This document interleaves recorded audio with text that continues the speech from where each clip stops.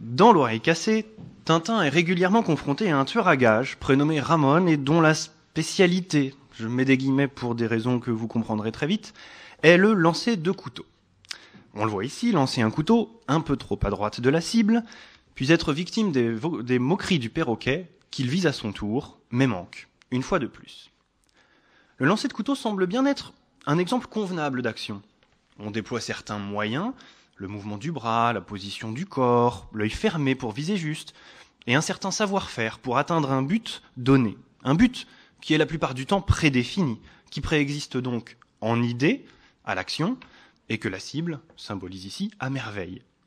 L'action réussie, c'est, pour Ramon, celle au terme de laquelle le couteau vient se planter au cœur de la cible. Logiquement, l'échec correspond au fait de ne pas atteindre le but en question et de se retrouver dans une situation qui n'est pas celle escomptée. C'est ce qui arrive à l'infortuné Ramon à 2 reprises sur cette image, puisqu'il manque le cœur de la cible et le perroquet moqueur. Et c'est ce que l'exclamation « Caramba, encore raté » exprime parfaitement.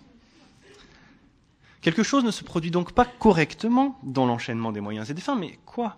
Qu'est-ce qui fait que c'est loupé ? Pour le comprendre, il est nécessaire de faire un pas de plus dans l'examen, d'étoffer un peu la réflexion et de passer de Tintin à Aristote. C'est en effet chez ce dernier qu'on trouve les racines de la réflexion philosophique sur l'action. Le vocabulaire des moyens et des fins, que j'ai employé pour l'instant, provient par exemple du tout début de l'éthique à Nicomaque, où Aristote définit toutes nos actions, toutes nos pratiques comme des moyens en vue d'accomplir une fin, jusqu'à ce qu'on arrive enfin à une fin qui vaut pour elle-même et qui n'est plus le moyen d'obtenir quelque chose d'autre. Cette fin suprême, celle donc qu'il ne faut absolument pas louper, c'est le bonheur. Mais on trouve, notamment dans la métaphysique, un autre vocabulaire aristotélicien qui est plus précieux encore pour le cas qui nous concerne. Il s'agit de la séquence dynamis, energeia, entelekeia, qu'on peut traduire par potentiel, activité, accomplissement. La meilleure manière de se familiariser avec ce vocabulaire est encore de l'appliquer à l'exemple canonique de la statue, ou plus exactement de l'action qui permet, en partant d'un bloc de marbre, d'obtenir une statue achevée. Le bloc de marbre est une matière encore brute et indéterminée. Il n'a aucune forme particulière ni identifiable, mais il peut devenir, grâce au talent du sculpteur, de nombreuses statues différentes. Il est en puissance, une statue d'Apollon, un buste de Marianne ou une tête de César. C'est ce potentiel que désigne le terme dynamis. Intervient alors le sculpteur, dont le travail consiste à donner une forme à ce bloc de marbre, à révéler la statue qui y est contenue. Il réalise au sens étymologique, il rend réel ce qui n'était qu'une virtualité du marbre. C'est l'activité proprement dite, celle qui fait le lien entre les 2 termes, qui nous fait parcourir l'espace qui sépare les 2 bornes, que sont le bloc de marbre au départ, la statue à l'arrivée. L'energeia, ce mot grec dans lequel on entend notre mot français énergie, et la racine ergos, travail, l'energeia donc désigne l'activité. Le résultat, c'est la statue finie, celle qui n'a plus besoin d'être reprise, retravaillée, améliorée, parce que le sculpteur a réussi à l'amener à son plus haut degré d'achèvement. Il a tiré du marbre le maximum de ce qu'il pouvait en tirer, en tenant compte de son propre talent d'une part, et du potentiel du bloc de marbre d'autre part. L'entelekeia, l'entéléchie, correspond à cet accomplissement, à cet état dans lequel se trouve ce qui, littéralement, est allé au bout, a touché au but, a atteint son terme. Alors sur la base de ce qui vient d'être dit, on peut formuler plus précisément ce qui se passe quand une action rate. On ne parvient pas au terme de la séquence, on manque l'accomplissement, parce qu'une perturbation est survenue dans une étape précédente.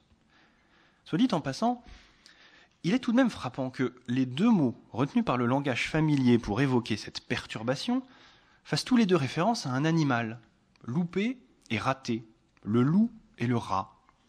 Alors, dans le premier cas, à partir de l'animal qu'est le loup, et en s'appuyant sur sa rapacité ou son agressivité, le mot loup en est venu à signifier, en métallurgie notamment, un défaut, une malfaçon sur une pièce qui est de ce fait imparfaite. L'expression « il y a un loup » en conserve la trace. Dans le second cas, le rat, Étant considéré comme un animal imprévisible, le mot rat est devenu synonyme de caprice. On disait d'une femme capricieuse qu'elle avait des rats dans la tête.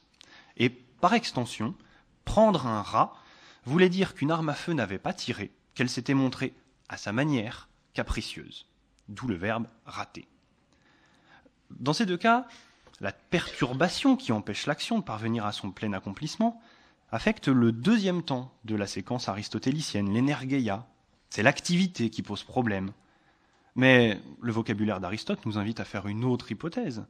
Nos actions échouent parfois parce qu'elles portent sur quelque chose en quoi nous avons cru déceler un potentiel, alors même que ce n'était pas en réalité le cas. Dès lors, quelque talentueux que soit l'agent, il n'y a rien à faire. La matière de notre action est impropre, elle est incapable de s'élever jusqu'à l'accomplissement. Nous connaissons tous cette situation. C'est celle à laquelle est confrontée l'héroïque Marie qui essaye de faire monter des blancs en neige. Sans l'aide d'un batteur électrique, cela va de soi. Il est traîtreusement lâché par ces satanés œufs qui ne possèdent absolument pas le potentiel qui devrait être le leur. Toutefois, Madame observe la scène et a tendance à croire que le problème ne vient pas des œufs. Ils sont bien des blancs en neige en puissance. Elle incrimine donc son mari, elle le soupçonne de défaillance et lui fait endosser la responsabilité de cet échec. Alors tout cela rend compte de notre expérience la plus commune du loupé, qu'on a simplement exprimé avec un vocabulaire plus précis. Il convient toutefois, désormais, de se demander si toute action, et si tout échec avec elle, se coule dans ce moule-là. Et ce n'est manifestement pas le cas. Cette première analyse, tintino-aristotélicienne, pose un problème majeur, car elle part du principe que toute action est finalisée et ne vaut que relativement à cet objectif. Dans ces conditions, le fait de ne pas atteindre l'objectif visé, bien qu'il ne porte que sur l'une des 3 étapes de la séquence décrite, condamne l'action, dans sa totalité, à être un échec.